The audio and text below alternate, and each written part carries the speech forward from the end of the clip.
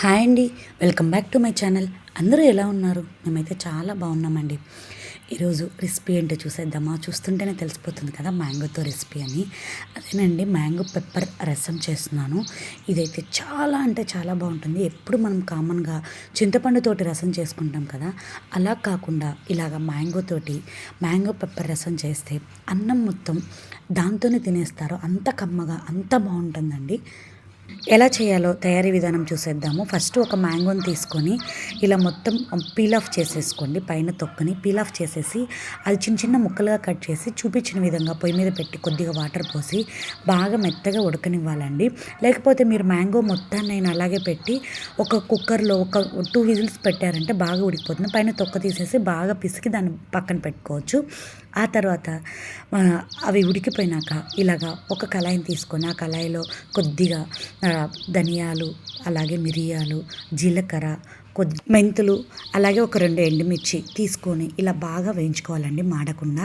వేయించుకున్నాక చూడండి, ఇది మనం ఉడకబెట్టుకున్నాం కదా, ఉడకబెట్టుకుంది బాగా చల్లారిపోతుంది. చల్లారిపోయినాక ఇలాగా చేత్తోటి లేకపోతే స్మాషర్ తోటి బాగా వెనపండి. అంటే గుజ్జు గుజ్జుగా ఉంది కదా, సో బాగా వెనిపేసి ఏమీ అంటే ఉండలు లేకుండా బాగా వెనపాలండి. వెనిపేసి కొద్దిగా వాటర్ పోసుకోండి.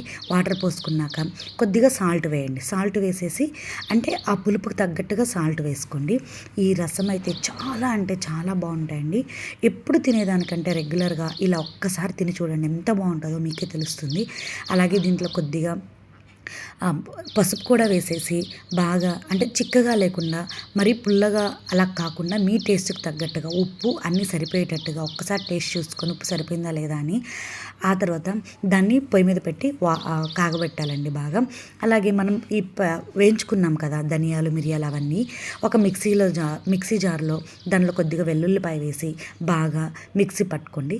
ఆ తర్వాత ఇంకొక దాంట్లో పోపు పెట్టేసి పోపు దినుసులన్నీ వేసేయాలండి. వేసేసి దీంట్లో పచ్చిమిర్చి మాత్రమే వేసుకుంటాము, లేకపోతే 2 ఎండుమిర్చి. ఆ తర్వాత మనం ఫైన్ పౌడర్గా చేసుకున్న దాన్ని ఈ రసంలో కలిపేసి స్టవ్ మీద పెట్టి బాగా ఉడికించాలండి. అంటే ఒక పొంగు వరకు రావాలి. సో ఇప్పుడు మాత్రం మీరు ఉప్పు కారం ఉడుకు పట్టాక ఉప్పు కారం అన్నీ చూసుకోండి. కొద్దిగా పుల్లగా ఉంటే వాటర్ పోసుకొని చూసుకొని సరిపోతుందండి. అలా కాకపోతే ఉప్పు తక్కువైనా చూసుకొని వేసుకోండి. తర్వాత ఈ కారానికి పచ్చిమిర్చి అని చెప్పాను కదా, సో ఇలాగ పోపులో మంచిగా పోపు వేసేసుకోవాలి. అలాగే ఇక్కడ 2 వెల్లుల్లిపాయలు, అలాగే ఆనియన్స్ అండి. Onions main. సో ఎక్కువ ఉడకనివ్వద్దు, ఎందుకంటే ఎక్కువ వేగిపోయాయి అంటే అంత బాగోదు. ఆనియన్స్ కొంచెం వేగకుండా పచ్చిగా ఉండేటట్టే వేసుకోండి, సరిపోతుంది. ఇవన్నీ పోపు వేగాక కొద్దిగా చూడండి చూపించిన విధంగా ఆనియన్స్ కూడా వేసుకొని ఒక 2 నిమిషాల తర్వాత ఈ పోపుని ఆ రసంలో కలిపేసుకోవడమే. చాలా సింపుల్గా ఈజీగా 5 మినిట్స్లో ఈ రసం అనేది తయారైపోతుంది. చిన్న టిప్స్ తోటి ఫాలో అయ్యారంటే అంత సూపర్ టేస్టీగా ఉంటుందండి. అలా వేసి కలుపుకున్నాక లాస్ట్లో కొత్తిమీరతో గార్నిష్ చేసుకొని దించేసుకోవడమే. చూసారా ఎంత సింపుల్గా ఈ రసం అనేది తయారు చేసుకోవచ్చు, కానీ తినడానికి అంతే సూపర్ టేస్టీగా ఉంటుందండి. మీ పిల్లల నుంచి పెద్దవాళ్ళ వరకు అందరూ దాంతోనే తింటారు. ఒక్కసారి మీకు టైం ఉంటే ట్రై చేసి ఎలా వచ్చిందో తప్పకుండా నాతో కమెంట్ సెక్షన్లో షేర్ చేయండి. అలాగే ఇలాంటి మరిన్ని వీడియోస్ కోసం నా ఛానల్ని తప్పకుండా లైక్ చేసి సబ్స్క్రైబ్ చేసుకొని మీ ఫ్రెండ్స్కి కూడా నా వీడియోస్ని షేర్ చేయండి. చూసారా ఎంత కలర్ఫుల్గా కనిపిస్తుందో, అసలు తినడానికి అంతే టేస్టీగా ఉందండి.